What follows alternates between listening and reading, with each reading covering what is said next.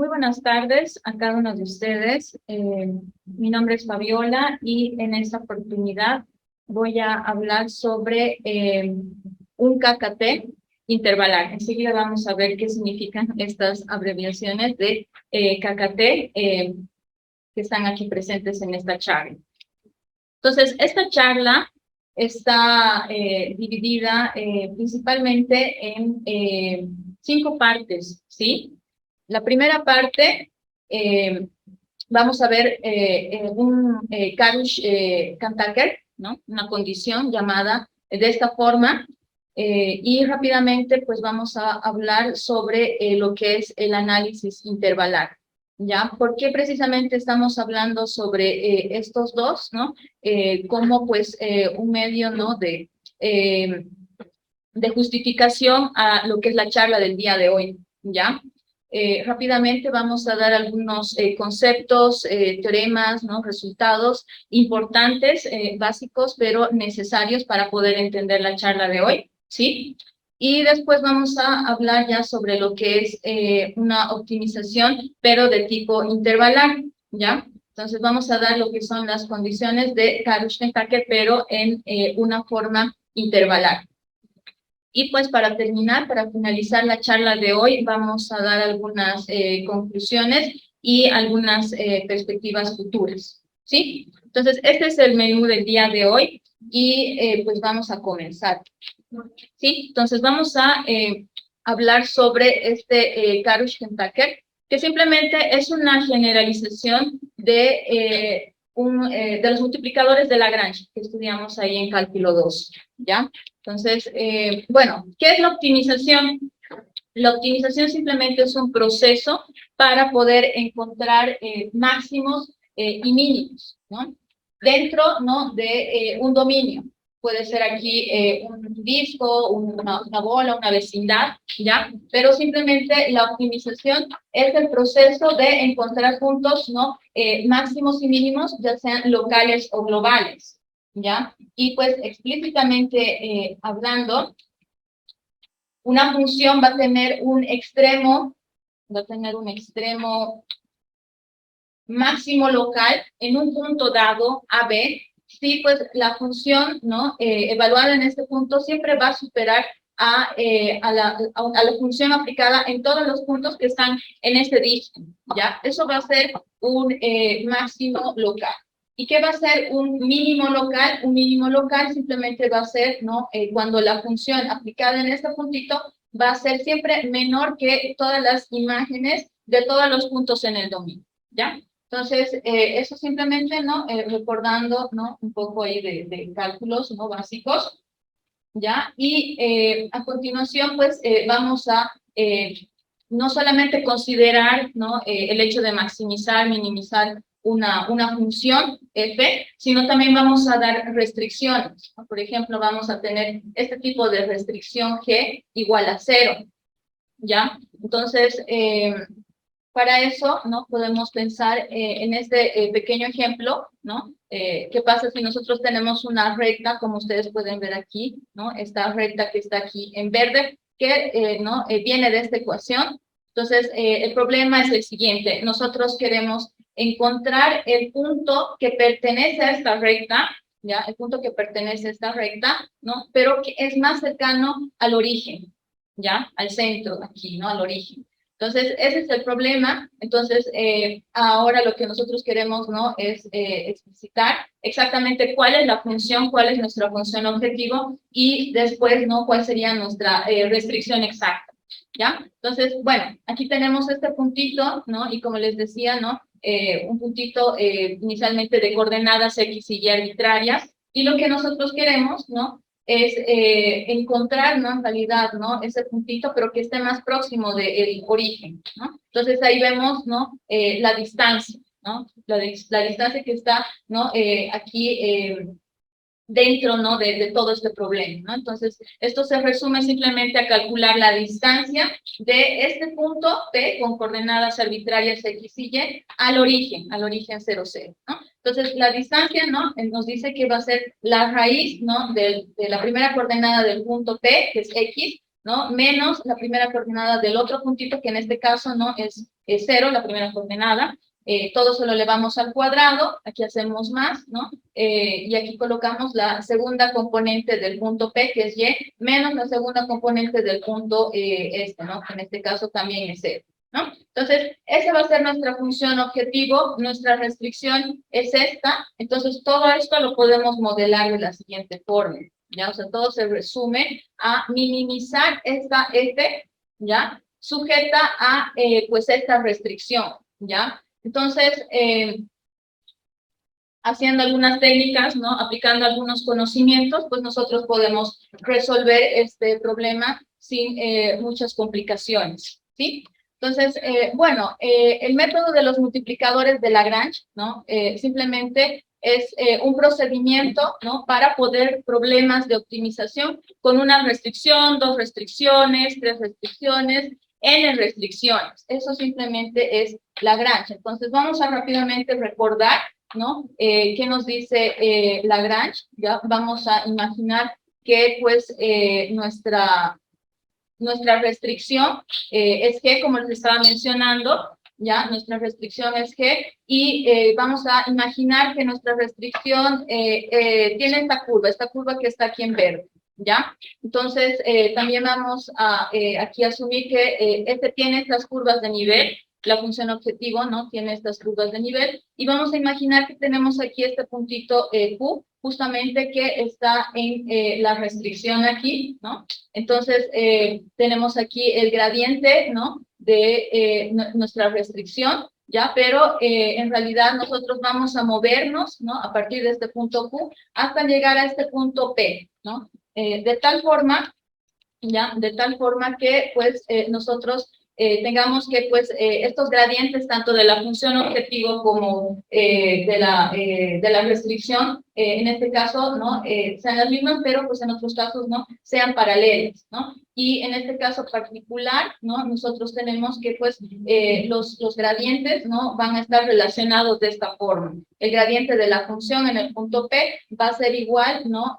A un lambda, ¿no? Depende, ¿no? Puede ser este lambda positivo o negativo. Si, por ejemplo, este lambda es positivo, entonces vamos a tener los gradientes en la misma dirección, pero si este lambda es negativo, entonces los gradientes van a estar en sentidos contrarios, ¿no? Y justamente esta es la condición de Lagrange, ¿no? Y bueno, esta condición de Lagrange, ¿no? Si tenemos nosotros dos variables, ¿no? Van a ser equivalentes, ¿no? A estas llamadas ecuaciones de Lagrange, ¿ya?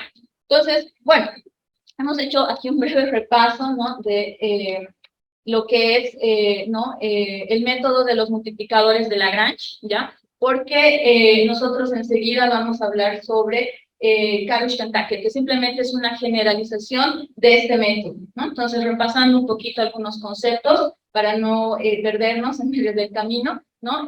Lagrange simplemente me dice, ¿no? Que yo tengo funciones, ¿no? Esta es la llamada función objetivo, está G, la función de restricción, ¿no? Puedo tener más, ¿ya? Y pues si F tiene un mínimo o un máximo, ¿no? Local sobre una curva restricción, ¿no? En un punto, y si el gradiente de la G en ese punto es no nulo, entonces siempre va a existir un escalar. Siempre va a existir un escalar, ¿no? Que va a hacer que los gradientes de la función objetivo y el gradiente de la restricción, ¿no? Puedan compararse de esta forma, ¿no? Puedan relacionarse en realidad de esta forma con esta igualdad. ¿Ya? Entonces, esto simplemente, ¿no? Es el método de los multiplicadores de Lagrange, ¿no? Que en algún curso ya hemos visto, ¿no? Entonces, ahora, ¿no? Vamos a introducir lo que son las condiciones de Karush-Tucker, ¿ya? Que son, ¿no? De forma abreviada, conocidas como las condiciones KKT. En algunas referencias solamente, ¿no? Mencionan KT, ¿no? Justamente los dos últimos, la primera acá no la consideran, pero en realidad sí debe ser considerada porque fueron estos tres personajes que dieron luz a lo que es estas condiciones, ¿ya? Entonces, William Karush, ¿no? Era un matemático que cuando estaba haciendo su tesis de maestría, encuentra, ¿no? Estas condiciones. Y al mismo tiempo, paralelamente, pues, Carol Kahn y Albert Tucker, ¿no? Independientemente, no están trabajando juntos, pero independientemente de Karush, pues consiguen, ¿no? Y publican estos resultados en un artículo. Entonces, de esa forma, ¿no? También Karush se da a conocer, porque inicialmente no era conocido, ¿ya? Pero bueno, como les decía, en algunas referencias solamente mencionan, ¿no? KT, ¿no? La K de él y la T de él, pero pues, ¿no? También debemos, ¿no? Estas condiciones a Karush, ¿no? Entonces, lo más correcto, pues, es hablar sobre las condiciones de Karush Kentucky, ¿sí? Entonces, como les decía, estas condiciones que a continuación también rápidamente las vamos a dar, simplemente son una generalización de lo que es el método de los multiplicadores de Lagrange, ¿ya? Entonces, nosotros vamos a pensar que tenemos una función de Rn a R, que va a ser nuestra función objetivo, y vamos a aquí suponer que tenemos estas restricciones. Estas son las llamadas restricciones de desigualdad, y estas son las llamadas restricciones de igualdad. Entonces, bueno, aquí pues tenemos en realidad M, ¿no? M desigualdades, y aquí tenemos L, ¿no? L igualdades, ¿ya? Entonces vamos a asumir también que todas nuestras funciones involucradas en este problema van a ser continuamente diferenciables, ¿ya? Y vamos a también mencionar estos conjuntos llamados conjuntos de índices, ¿no? I1 y 2, ¿ya? Y I1, ¿no? Es el conjunto de los índices que corresponden a las restricciones de desigualdad, y 2 va a ser, ¿no? Los índices que corresponden a las restricciones de igualdad. Y el conjunto llamado conjunto admisible lo vamos a denotar con esta X caligráfica, que simplemente es el conjunto de todos los X que no están satisfaciendo estas dos, ¿no? Estas dos restricciones, las restricciones de desigualdad y las restricciones de igualdad, ¿ya? Y algo más, ¿no? Algo más, un ingrediente más en medio de todo este menú, va a ser considerar lo que son el conjunto de índices de las restricciones activas. Simplemente, ¿no? Es un conjunto, ¿no? De índices que están en el I1, ¿no? En el I1, tales que, pues, el G, ¿no? De estos J, ¿no? Se anula, ¿ya? Entonces, este es el conjunto de índices, ¿no? De las restricciones activas, ¿no? Donde las Gs, ¿no? Que son menores o iguales que 0, se vuelven 0. Ya los índices que cumplen, ¿no? Esta condición, ¿no? Entonces, estos índices no corresponden a este llamado conjunto de índices de las restricciones activas. ¿Ok? Entonces, bueno, vamos a asumir que tenemos X, un mínimo local.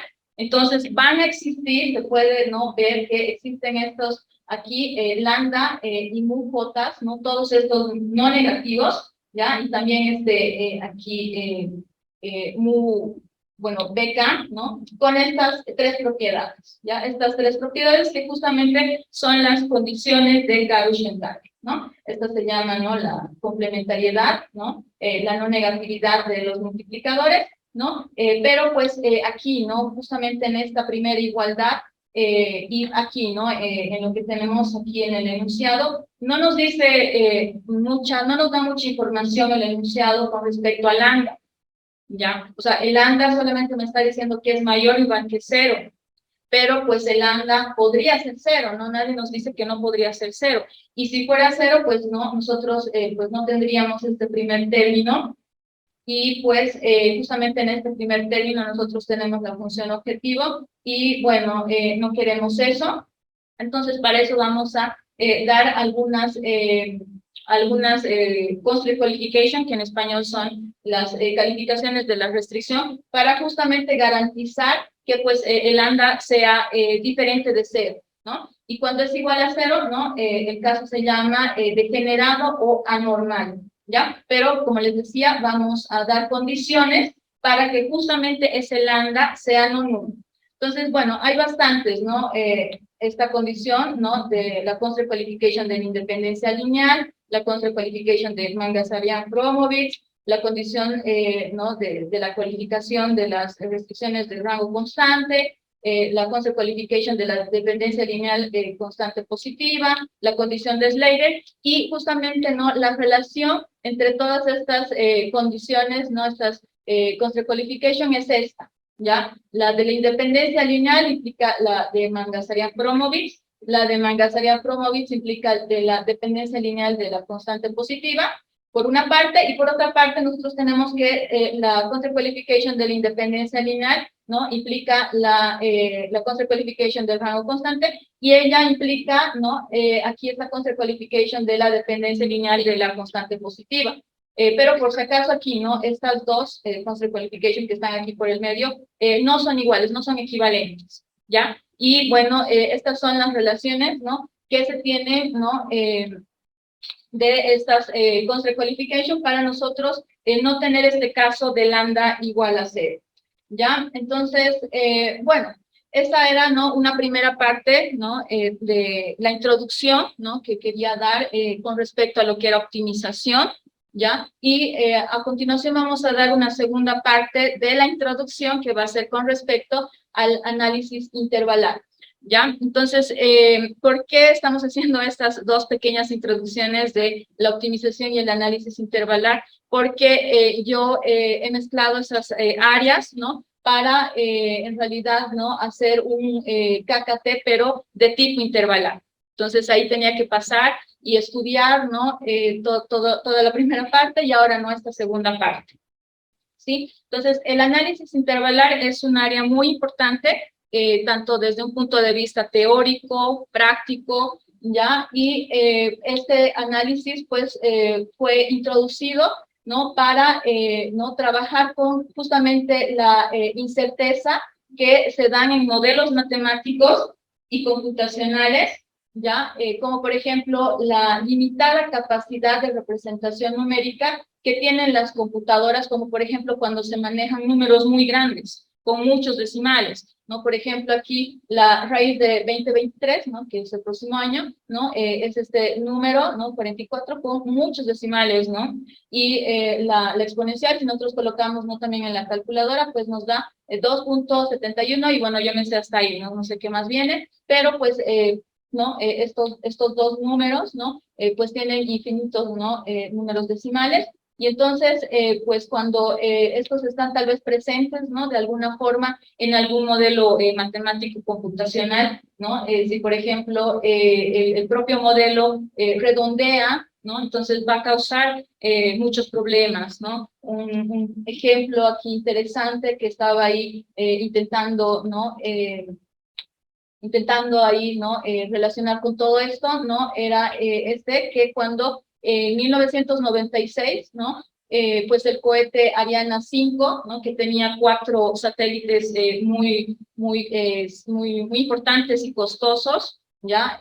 Pues este satélite se convirtió después de 37 segundos, ¿no? En fuego, humo, y entonces, ¿no? Se perdió mucho dinero, ¿no? Como 500.000 millones de dólares. Entonces, es eso, ¿no? Si pues nosotros, o por lo menos, ¿no? La máquina, la computadora, no tiene este tipo de problemas, ¿no? Está redondeando, está tratando con estos números, ¿no? Que se los llaman los números flotantes, ¿no? Entonces se tienen este tipo de problemas, ¿no? También creo que recuerdo que en la guerra del Golfo también había un misil, el Patriot, creo que se llamaba, y pues ahí, ¿no? Por un error de lanzamiento del misil de una computadora, pues llegó a causar muchas muertes y heridos. Entonces, se tiene que tener mucho cuidado, mucho cuidado. Entonces, esto simplemente por un error de software, ¿sí? Entonces, la computadora en algún momento no puede ser, ¿no? Abrumada por un número más grande de lo que se espera, ¿sí? Y entonces, ¿qué realmente pasó aquí, no? Volviendo aquí al cohete Ariane 5, ¿no? Se había calculado la velocidad horizontal como un número de punto flotante de 64 bits, y bueno, esto se convirtió en un entero de 16 bits. El número no fue mayor que 32.767, y si bien, ¿no? Tal vez este software estaba funcionando bien para una versión anterior del cohete, que era el Ariane 4, ¿no? Pero pues obviamente pues para el Ariane 5 no funcionó, ¿no? Y entonces causó, ¿no? Toda esa pérdida de dinero, ¿no? Debido a los satélites costosos e importantes que se tenían, ¿ya? Entonces, ¿cómo podemos lidiar con esto, con este tipo de problemas, ¿no? Simplemente con lo que es el análisis intervalar. Es ahí, ¿no?, la importancia, ¿no?, del análisis intervalar, y con eso, pues, voy a pasar a presentarles lo que es este conjunto, ¿no?, que lo llamamos KC, que simplemente es el conjunto de los intervalos, ¿no?, vamos a llamarlos así, un abajo, un alto, con la única regla, ¿no?, por ahora, ¿no?, es que justamente estos, ¿no?, as, abajo y alto, sean reales, ¿ya? Y luego que tengan esta propiedad, que este abajo sea menor que el alto, es la única propiedad que estamos pidiendo, nada más, ¿ya? Y por ahora no estamos trabajando con reales, ¿ya? Tal vez se puede trabajar más adelante con otras cosas, pero bueno. Entonces, una vez que les presento ahora, ¿no?, este conjunto de intervalos, ¿ya? Pues es natural, ¿no?, querer hacer operaciones, ¿no?, algebraicas con los elementos que son intervalos que viven, ¿no?, en este universo del KC, ¿ya? Tal y como pues nos enseñan en el colegio, ¿no? En colegio nos enseñan, bueno, primero nos muestran, ¿no?, los números, ¿no? 1, 2, 3, y luego inmediatamente nos enseñan tal vez a sumar estos números, a restar estos números, a multiplicar estos números, a dividirlos. Entonces, inicialmente se quería hacer lo mismo, ¿no?, con este conjunto. Una vez que tenemos, ¿no?, conocido este conjunto, ¿no?, ¿por qué no sumar los elementos de él, ¿no?, restar los elementos, multiplicarlos, dividirlos, etcétera, ¿no?, siguiendo esa lógica que nos enseñan así desde colegio? Entonces, ¿no?, por ejemplo, la suma de dos intervalos, vamos a tomar el intervalo A grande como aquí este abajo alto, y el B grande aquí como B bajo, B alto, ¿ya? Y un lambda escalar, ¿ya? Entonces nosotros sumamos estos dos intervalos, simplemente, ¿no?, sumando los extremos inferiores de los intervalos considerados, ¿no?, A y B, y sumando los extremos superiores, el A alto y el B alto del A y B respectivamente, ¿no? Entonces, parece todo tranquilo, todo claro, todo bonito aquí, ¿no? Tal vez pensar inmediatamente, ¿no?, en ver esta propiedad más, ¿no? ¿Qué pasa cuando yo multiplico este lambda por aquí este intervalo? Entonces ahí tengo que no considerar cómo es ese lambda, ¿no? Porque aquí solamente me dice que el lambda es un real, ¿no? Entonces este lambda, ¿no?, puede ser mayor o igual que 0 o puede ser negativo. En el caso de que este lambda sea mayor o igual que 0, ¿no?, entonces el lambda lo que hace es entrar a cada uno, ¿no?, a cada uno de los extremos, ¿no?, solo que mantiene, ¿no?, los extremos, ¿no? Aquí yo tenía abajo alto, ¿no?, y aquí yo voy a tener lambda abajo, lambda alto, ¿ya? Pero si el lambda es negativo, entonces ahí se invierten los extremos, ¿no? Aquí yo voy a tener ahora lambda A alto y lambda A bajo, ¿ya? Entonces, con esto yo podría, ¿no?, tal vez ver otra propiedad más, por ejemplo, ¿no?, la propiedad de la resta entre los números, ¿no?, que son intervalos, llamados números intervalares, ¿no? Porque yo podría pensar lo siguiente, ¿no? Entonces podría pensar, ¿no?, tal vez en esta, aquí resta, ¿no?, como les decía, restar el A, ¿no?, con el B. Y bueno, esto nosotros lo podemos reescribir, ¿no? Yo podría escribir como A más, y aquí menos B, ¿no? Porque yo ya sé sumar intervalos, ¿no? Y aquí esta parte es multiplicar, ¿no? Multiplicar, ¿no?, por un lambda, no solo que en este caso es negativo, ¿no? Entonces, esta resta, ¿no? Por ejemplo, yo puedo pensar aquí con números, digamos, no sé, el 1, 2, ¿no?, el B que sea el 3, 4, ¿ya? Entonces, con esta, aquí, ¿no?, con esta parte que estábamos diciendo que va a ser A menos B, pues va a ser, ¿no?, aquí 1, 2, ¿no? Y bueno, aquí va a ser más, menos 1, y el B es 3, 4, ¿no? Entonces aquí, ¿no? Voy a colocar, ¿no?, la multiplicación de este intervalo por menos 1, ¿no?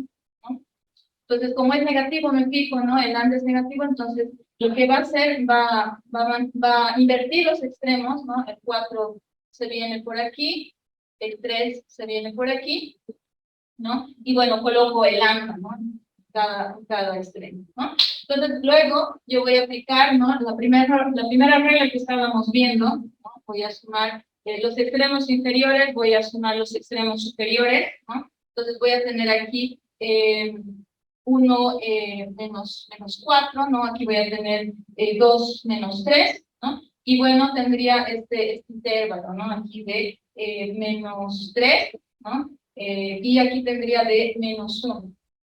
¿No? Y se acuerdan, ¿no? Yo les decía que pues un intervalo no solamente tiene que cumplir esas dos propiedades, ¿no? Los extremos tienen que ser reales, lo son, pero no, el extremo inferior tiene que ser menor o igual que el extremo superior. Entonces de aquí yo puedo concluir que el menos 3 es menor que menos 1, pero ya todo bien, ¿no? Entonces, pero se puede dar este otro caso en el que yo pueda pensar en restar el mismo A, ¿no? Puedo pensar en ahora considerar en hacer esta otra recta aquí de A menos A, ¿no? Entonces, A menos A va a ser 1, 1, 2, aquí vamos a colocar más menos 1, aquí 1, 2, ¿ya? Y bueno, aquí no voy a tener 1, 2, aquí voy a tener 2, 1, ¿no? Y aquí menos, menos, y aquí yo voy a tener, ¿no? 1 menos 2, porque sumo los extremos inferiores,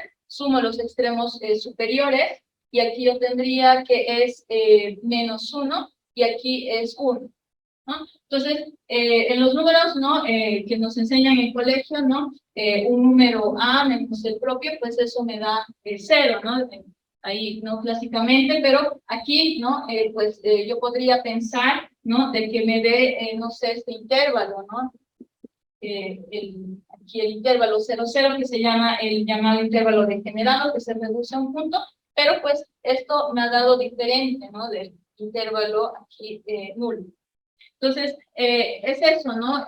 Cuando se piensa en este conjunto KC, ¿no? Se dan estas dos reglas, ¿no? De la suma y de la multiplicación por un escalar, y luego, ¿no? Con eso se quiere hacer la resta, ¿no? Entonces, para tal vez aquí intervalos de este tipo, ¿no? Me ha salido algo tal vez no muy, no algo incoherente, ¿no? Porque aquí donde tengo el 0, menos 1, menos 3, entonces no hay algo incoherente. Tal vez en otro caso sí me puede dar, no sé, menos 7, menor que aquí, ¿no? Menos 9, digamos, ¿no? O como en este caso, ¿no? En este caso más simple aún, ¿no? De querer restar un intervalo, ¿no? Con el mismo, pues me ha dado algo así que yo esperaría, ¿no? Que me dé 0, 0. Entonces, con esto, ¿no? En mente empiezan, ¿no? Pues a estudiarse diferentes diferencias, ¿no? Esta es la primera diferencia, ¿no? Que surge de esto, pero se intenta arreglar este problema, ¿no? Entonces empiezan a estudiarse, ¿no? Varias diferencias, la diferencia de Pucara, la diferencia generalizada de Pucara, se empieza también a estudiar, ¿no? La diferencia de Markov y así muchas diferencias, ¿no? Entonces se llega, ¿no? A encontrar, pues, que la GH diferencia, ¿no? Dada por Stefanini, ¿no? Y dada de esta forma que también, ¿no? La podemos reescribir de esta forma, ¿ya? Siempre va a existir, porque con otras diferencias, ¿no? También se toparon, ¿no? Con que, pues, eso, ¿no? La diferencia no existía, ¿no? Pero con esta GH diferencia, dada por Stefanini, entonces se llega, ¿no? A concluir que esta diferencia sí existe y va a ser igual a esto, ¿ya? Entonces, esta B que están viendo, por si acaso aquí es una B, una O grande, ¿no? De lógica, simplemente, ¿no?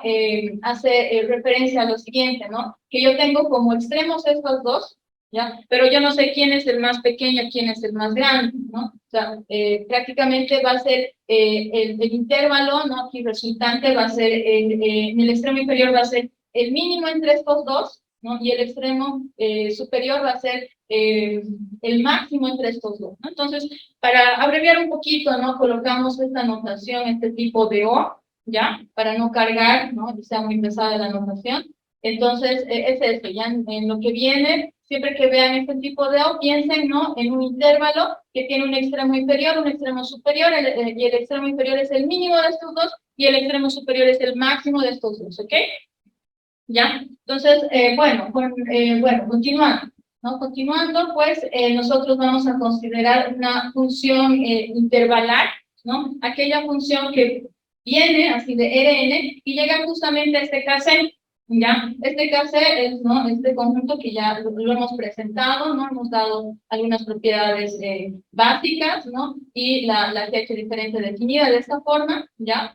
Entonces, esta se llama la llamada función intervalar, porque asume, ¿no? Valores intervalares, ¿ya? Entonces, nuevamente aquí, ¿no? O sea, f de x, ¿no? El x está en el n, va a ser un intervalo, ¿no? Porque cae en KC, f de x cae en casa, entonces va a ser el f de x un intervalo, ¿no? Entonces, nuevamente yo necesito, ¿no? Que los extremos sean reales, ¿no? Y la otra condición, ¿no? Que el extremo inferior sea menor o igual que el extremo superior, ¿ya? Y estas aquí, ¿no? Estas f bajo y f alto, simplemente son funciones reales, ¿no? Y que tienen esa propiedad, ¿no? F bajo va a ser menor o igual que f alto, ¿ya? Y son las llamadas funciones extremos, ¿no? La f bajo, función extremo inferior, y la f alto, función extremo superior, ¿ya? Entonces ahora, ¿no? Otra cosa que también antes de continuar necesitamos ordenar nuestros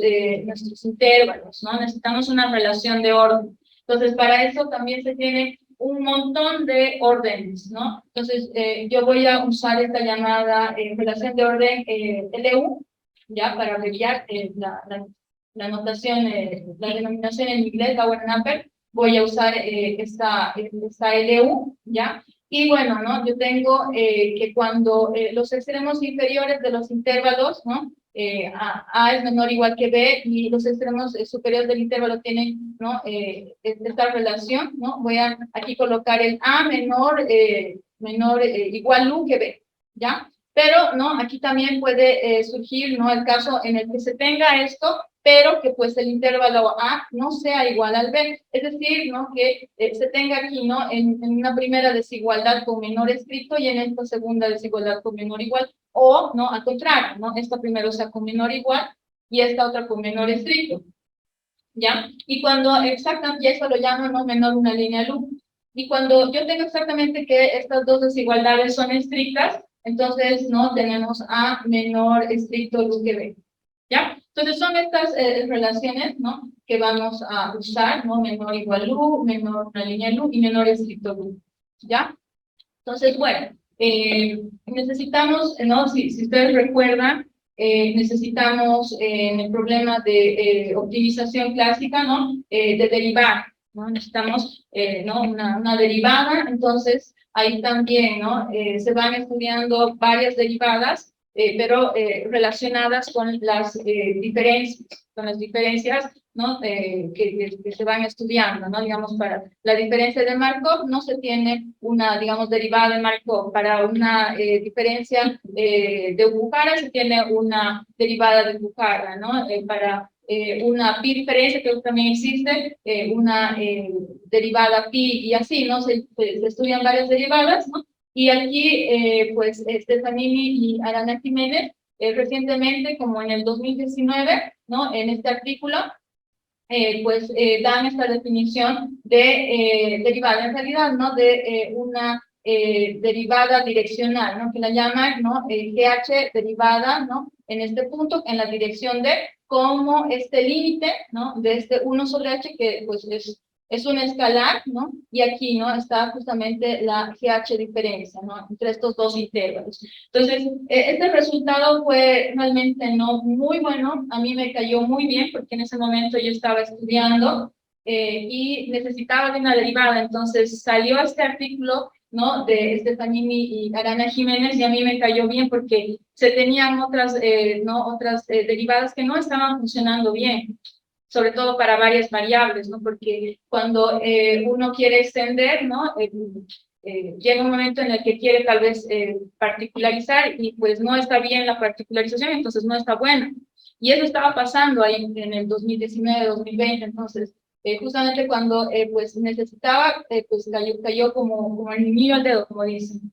Entonces esto me ayudó, ¿no? A resolver algunos problemas y a continuación, ¿no? Vamos a usar la siguiente notación, ¿ya? Entonces, estas dos notaciones que vamos a ver a continuación, ¿no? Son simplemente, ¿no? Aquí esta es una n-upla. No voy a hablar de un vector, porque con los problemas que les estaba mencionando aquí, algo que me había olvidado mencionarles, el CARCE no es un espacio vectorial. Entonces, no puedo hablar de un vector, ¿no? Un vector, ¿no? Voy a hablar de una n-upla, ¿ya? Entonces, cada una de las componentes de esta n-upla simplemente son derivadas parciales, ¿no? Aquí las laterales por la izquierda la voy a denominar, la voy a denotar así como aquí el gradiente de T menos, ¿ya? Y esta n-upla, ¿no? Que son derivadas, ¿no? Parciales laterales por la derecha, lo voy a denotar como gradiente de F más, ¿ya? Solamente, ¿no? Para denotar esto. Y a continuación vamos también a mencionar este otro teorema, igual muy importante porque me da una caracterización justamente para la GH derivada direccional en un punto en una dirección D, ¿ya? Entonces este teorema, ¿no? Se parte en dos, ¿no? O sea, la primera parte, ¿no? Es cuando yo tengo justamente que los gradientes de las funciones extremos existen, ¿ya? Y ahí en ese caso, pues yo voy a tener que la GH derivada direccional va a ser este intervalo. Recuerdan, yo tenía este tipo de O, ¿no? Eso significa que este puede ser el extremo inferior y por tanto este el superior, o viceversa, ¿no? Este va a ser el extremo inferior y este va a ser el extremo inferior, ¿no? Y bueno, aquí, ¿no? La GH derivada intervalar va a ser este otro intervalo, ¿ya? Y este es en el caso cuando existen los gradientes de las funciones extremos, pero puede que no existan. Entonces, si no existen, ¿no? Yo voy a tomar justamente las laterales, ¿no? De F bajo, de F alto, y necesito que se cumplan, ¿no? 1 y 2. Yo tengo que tener estas dos igualdades, ¿no? Estas dos igualdades, y ahí recién yo puedo, ¿no? Caracterizar la GH derivada direccional de la función intervalar de esta forma, y ahí también yo puedo, ¿no? Escribir lo que es la GH derivada parcial de esta función intervalar, ¿no? Como uno de estos intervalos, ¿no? Uno de estos intervalos porque pues está cumpliendo, ¿no? Estas propiedades 1 y 2. Entonces este teorema también me ayudó mucho, mucho. Ahí es de unos profesores chilenos y brasileños, ¿ya? Y bueno, vamos a dar algunas notaciones más. Aquí, ¿no? Vamos a tener lo siguiente, vamos a denotar el gradiente aquí nabla, ¿ya? Nabla numeral, disculpen, el gradiente numeral, cuando pues yo tenga estos dos casos, ¿no? Por separado, no se puede pasar que la F bajo sea diferenciable, ¿ya? Entonces existe su gradiente, ¿no? Pero puede que no sea, entonces voy a tomar, ¿no? Una de las laterales, ¿no? Entonces, en este caso, ¿no? Para igual no cargar mucho la notación, que no sea muy pesada, entonces, ¿no? Para en cualquiera de estos casos que me encuentre, yo escriba solamente el gradiente numeral de F bajo, ¿no? Lo mismo para el F alto, ¿ya? Y cuando, yo denote la derivada parcial de F bajo con respecto a X y numeral, ¿no? Me estoy refiriendo, ¿no? A una de estas derivadas parciales con respecto al F bajo, ¿no? Depende, ¿no? Si existe, no, bueno, si la función es diferenciable o no, pero estoy juntando estos dos casos, ¿no? O sea, podría trabajar y demostrar las cosas por separado, no hacer un caso en el que la función es diferenciable y obtengo esto, en el caso en el que la función es diferenciable y obtengo esto, pero lo englobo, lo uso esta notación. ¿Ya? Uso esta notación. Lo mismo para la derivada parcial de F alto. ¿Ya? Usamos esa notación. Entonces, de esa forma, ¿no? Vamos a tener que la GH derivada parcial de F, ¿no? Va a ser este intervalo, ¿no? Si los gradientes existen, o va a ser este intervalo que es igual a este intervalo por esas relaciones 1 y 2, estas dos igualdades que les estaba mostrando en el teorema, ¿ya? Y bueno, ¿no? Junto todo eso y lo escribo así de esta forma. ¿Ya? Entonces, el gradiente de la función intervalar va a ser esta n-upla, donde cada una de las componentes van a ser justamente las derivadas parciales, ¿no? Las GH derivadas parciales de la función intervalar, ¿ya? Entonces, con todo esto, pues ya vamos a comenzar a dar el problema de optimización intervalar, ¿ya? Es el siguiente, ¿ya? Es minimizar en este caso este grande, ¿no? Que va a ser justamente un intervalo y sujeta a esta restricción, ¿no? De desigualdad, ¿ya? Y el X está aquí en un conjunto S de Rn, ¿ya? Entonces, esta F, justamente como les estaba diciendo, es una función que va a ir de Rn a Kz, ¿no? Entonces va a asumir valores intervalares. Estas, ¿no? Aquí, G cotas también, ¿no? Las F barras, ¿no? Alto y bajo, van a ser funciones reales, ¿ya? Van a ser funciones reales. El conjunto de índices y aquí en este caso, porque solamente tengo una restricción, lo he llamado I, ¿no? Que me dice, ¿no? Que aquí yo tengo M desigualdades.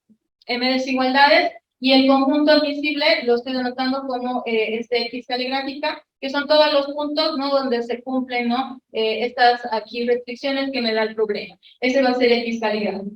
¿Ya? Y el conjunto de índices de las restricciones activas, ¿no? Van a ser todos los índices donde la G, ¿no? En esos cotas, ¿no? Se anula, ¿ya? Entonces, este problema, ¿no? Es un problema que tal vez ya lo han visto inicialmente en los primeros slides, ¿no? Solo que aquí el objetivo es lo único que está cambiando, ¿no? Antes, pues teníamos, ¿no?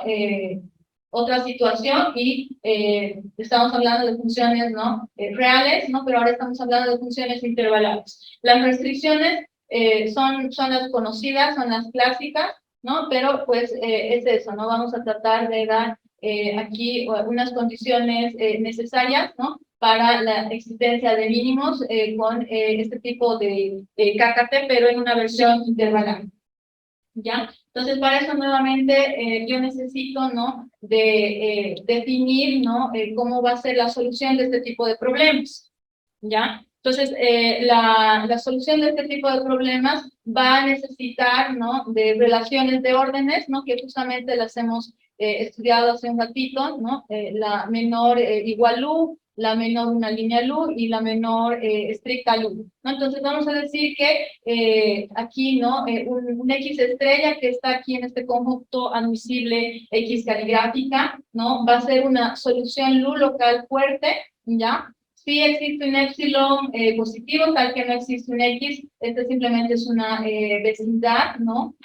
¿No? Del X estrella, ¿no? Interpretada con el X caligráfico. No se olviden que el X caligráfico es un conjunto admisible, ¿no? Con el X diferente del X estrella y con esta propiedad, ¿no? Ahora, si nosotros cambiamos este menor igual U por este menor una línea U, vamos a hablar de una solución U local a secas. Y si hablamos de este menor estricto LU, estamos hablando de una solución LU local débil, ¿ya? Entonces, estas son las soluciones de, ¿no? De este problema, ¿no? Entonces, conociendo ya lo que es una solución de este tipo de problemas, ¿no? Entonces, inmediatamente, ¿no? Pues empezamos a trabajar, ¿no? De aquí adelante vamos a considerar que la FSH es diferenciable, ya la función intervalar, y pues las GJ, como son clásicas, simplemente van a ser diferenciables, ¿ya? Y tenemos este primer resultado, que me dice que si yo tengo una solución, ¿no? LU local débil, ¿no? Que ya sabemos, acabamos de decir que era una solución LU local débil. Entonces, ¿no? Este sistema que le llamo SN, ¿ya? Formada por estas dos desigualdades. La primera desigualdad, ¿no? Es una desigualdad intervalar, por así decirlo, ¿no? La F grande es en realidad la GH derivada, ¿no? Direccional, no es un intervalo, no es una desigualdad intervalar. Junto con esta otra desigualdad aquí clásica, ¿no? ¿No? Este sistema no va a tener solución, ningún D va a existir, ¿no? Que resuelva este problema. Y una vez que se prueba esto, ¿no? Pues tenemos, ¿no? Este otro resultado que le llamamos SN', que va a ser, ¿no? Un conjunto de desigualdades, pero todas ellas clásicas. Ya aquí, ¿no? Están envueltas solamente las funciones extremos, ¿no? Este bajo, este alto, la G, que pues son funciones reales. Entonces, esta parte, la demostración de este 2i, ¿no? Es use 1i y sale, ¿no? Sin ningún problema, que no va a existir un D, ¿no? Que cumple al mismo tiempo estas tres desigualdades, ¿no? Entonces, este es un primer resultado, ¿no? Que se obtiene, y con esto, ¿no? Se obtiene este tipo de free Jones, ¿ya? Es un tipo, no es un free Jones, ¿ya? Pero que me ayuda, ¿no? A justamente, ¿no? Dar las condiciones de KKT.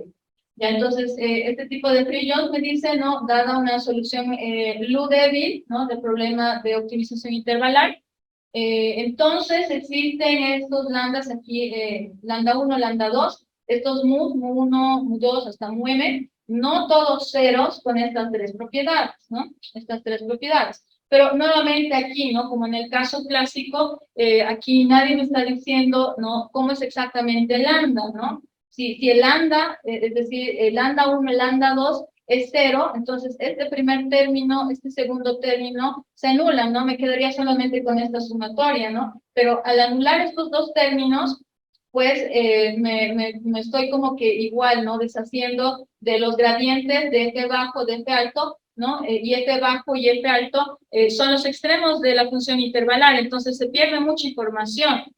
Entonces, lo que se quiere con esto es, ¿no? Garantizar de cierta forma, ¿no? Que estos lambdas no se anulen.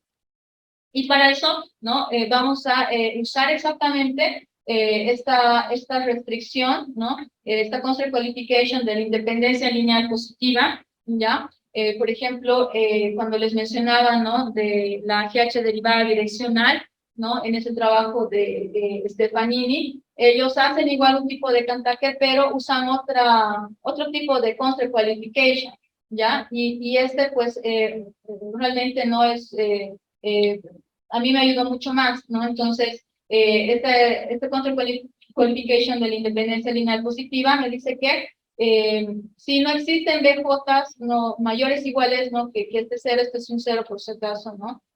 Aquí este cero es un cero negrito, ¿no? De Rn, por si acaso no es el cero clásico, solo aquí aclarar eso, ¿ya? Entonces, Jotas en el conjunto de índices de las restricciones activas, no todos ceros, no tales que se cumple, ¿no? Que la sumatoria de los dj, ¿no? Gradiente de los dj es este cero, ¿no?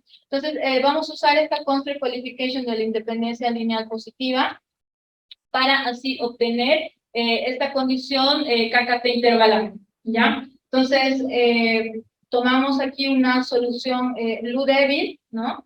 Tenemos que tener una solución LU débil y las restricciones, ¿no? Del problema de optimización intervalar tienen que cumplir esta independencia lineal positiva, ¿no? Que hemos dado hace un momento, ¿ya? Entonces, ahí garantizamos, ¿no? Que estos aquí mus, ¿no?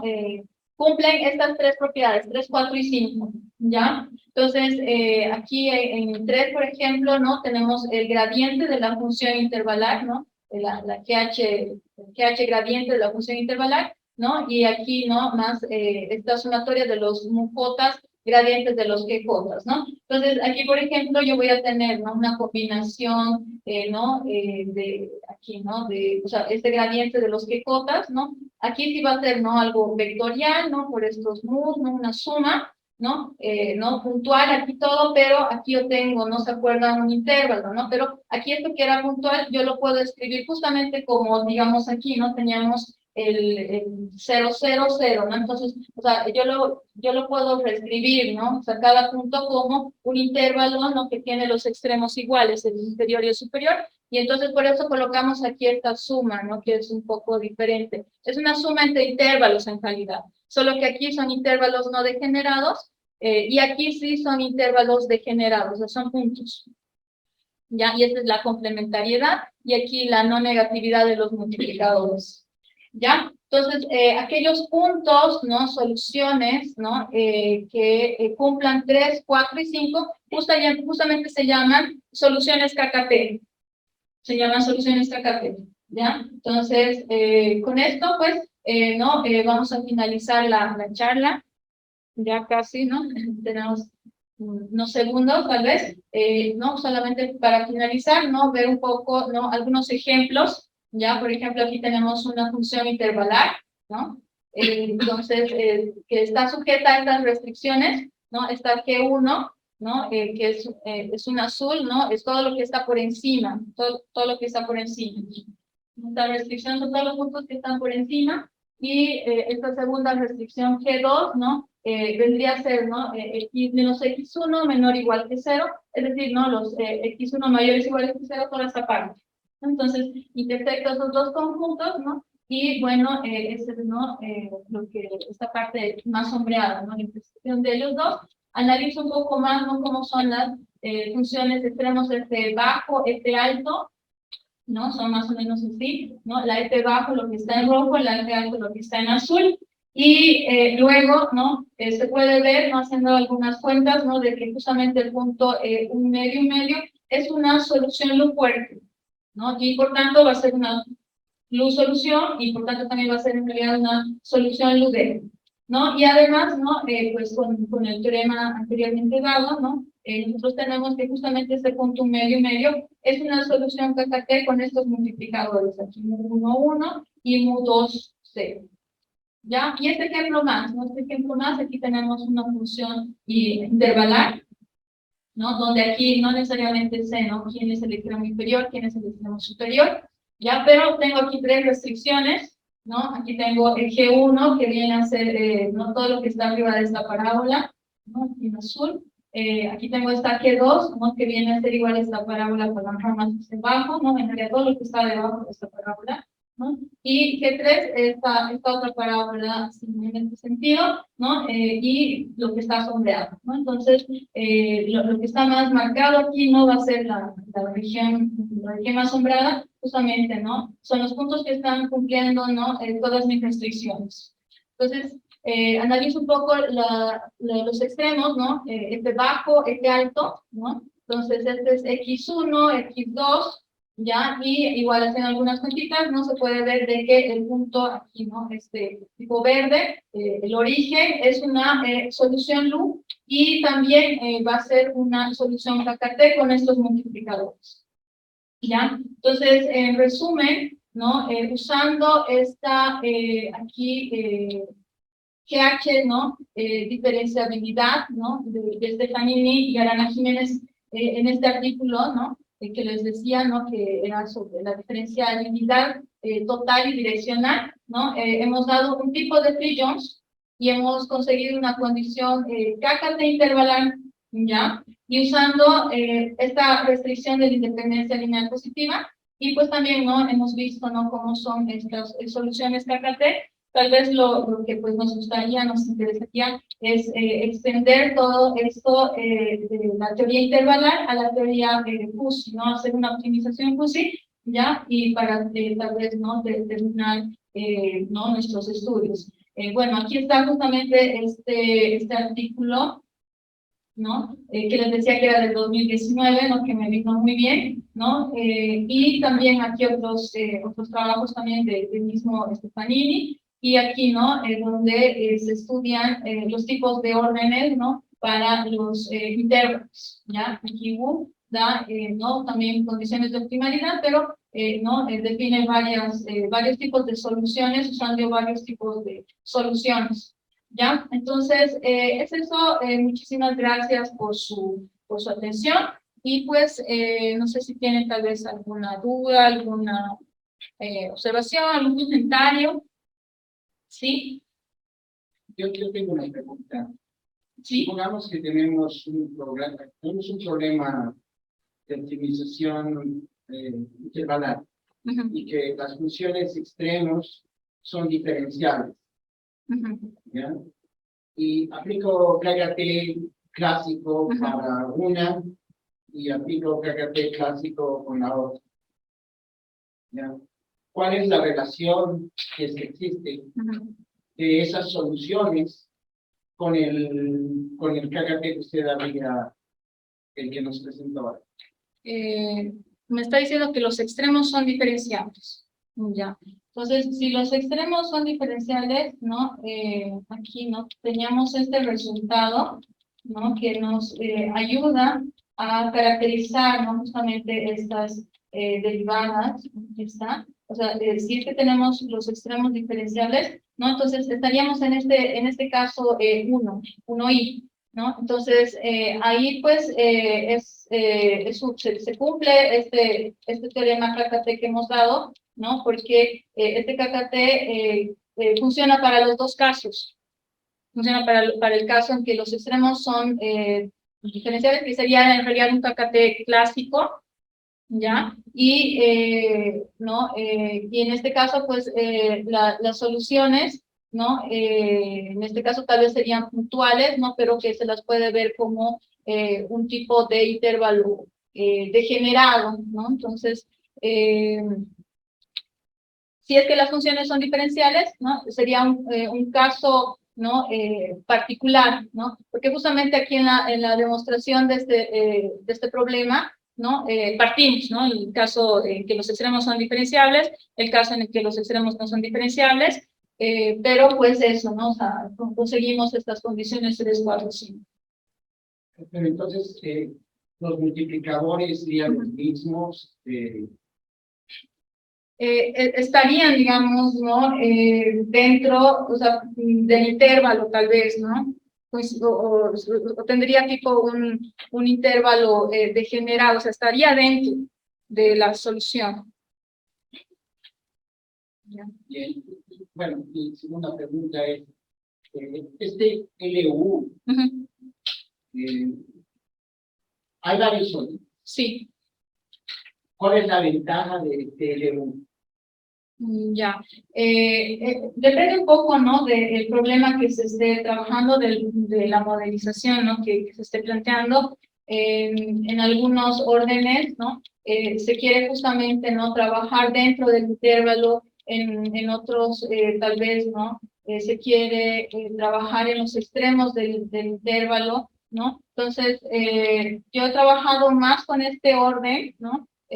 Porque justamente estoy trabajando con los extremos, ¿no? Pero se podría trabajar, como le estaba mencionando, ¿no? Con otras definiciones de relaciones, ¿no? Y tal vez no sería bueno inclusive trabajar con otro orden, hay un orden que recientemente se ha estado estudiando, que engloba todos estos órdenes, de cierta forma. Entonces, tal vez sería muchísimo mejor estos resultados si se trabaja, digamos, con ese orden que está englobando todos los órdenes, ¿no? Que ya se vaya para, ¿no? O sea, para todos los casos, ¿no? Independientemente de lo que, no sé, una empresa, digamos, quiere, ¿no? Enfocarse dentro del intervalo o fuera, ¿no? En los extremos, no sé.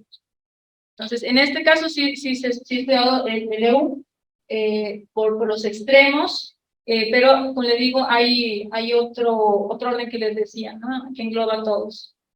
Bueno, y también última pregunta. Sí. Supongamos que tenemos este problema intervalar y de la función objetivo tomo el punto medio.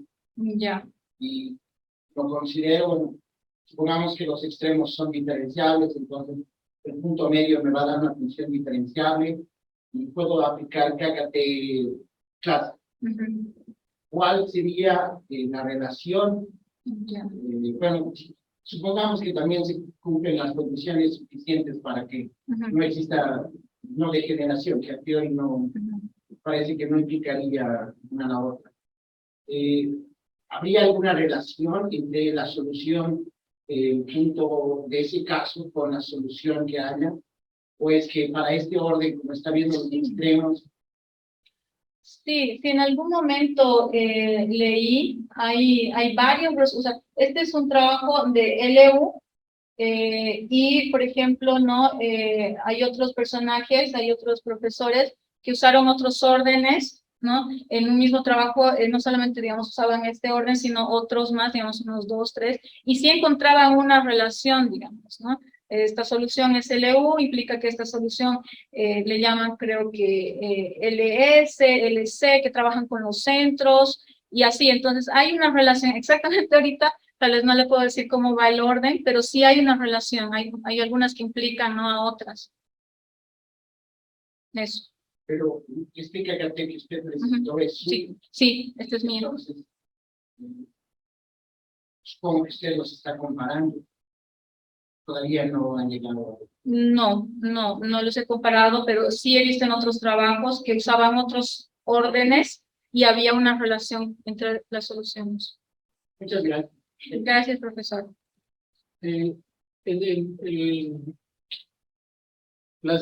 Hay trabajos ya sobre considerar las restricciones, pero no clásicas, sino sí hay, pero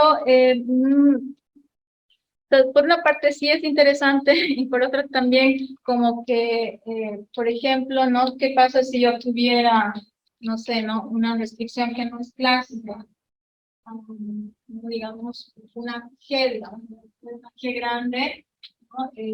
J, ¿no? Y aquí X, ¿no? Entonces tendría su menor que 0, inclusive aquí podría poner, ¿no? El intervalo degenerado, pero esto al final de cuentas, bueno, aquí una relación, digamos, de loop, pero esto es que es un intervalo, ¿no? Un intervalo, digamos, de un G bajo, un G alto, y entonces aquí yo puedo relacionar, digamos, y ahí obtengo, digamos, todas mis desigualdades. Se deduce eso. Sí.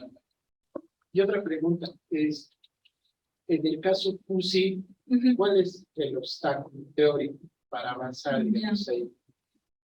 Bueno, la teoría intervalar es un caso particular de la teoría PUSI, ¿no? Entonces, todos estos resultados no podrían pensarse, ¿no? En ser trabajados desde un punto de vista PUSI, ¿no? Se tiene también, ¿no? Justamente estos teoremas que mencionaba, ¿no? En sus versiones PUSI, y o sea, sí hay un poco más, ¿no? De cuidados que se tienen que tomar, ¿no? Era aquí, ¿no? Justamente Stefanini, ¿no? Aquí da, yo creo que era esto, aquí, en este trabajo, ¿no? Se puede ver, ¿no? También este teorema en la versión FUSI, ¿no? Entonces, sí se tienen, ¿no? Más complicaciones. Stefanini sí tiene incluso, ¿no? Un KKT FUSI. No lo he estudiado a profundidad, ¿no? Pero sí, pues es eso, ¿no? Se tiene tal vez, ¿no? Mayores objetivos, mayores cosas por realizar. Entonces, sí, por ahora estaba estudiando, ¿no? La teoría intervalar, y sí, como pues algo personal, es comenzar a estudiar UCI, ¿no? Y ver, ¿no? Qué está pasando con lo que he hecho.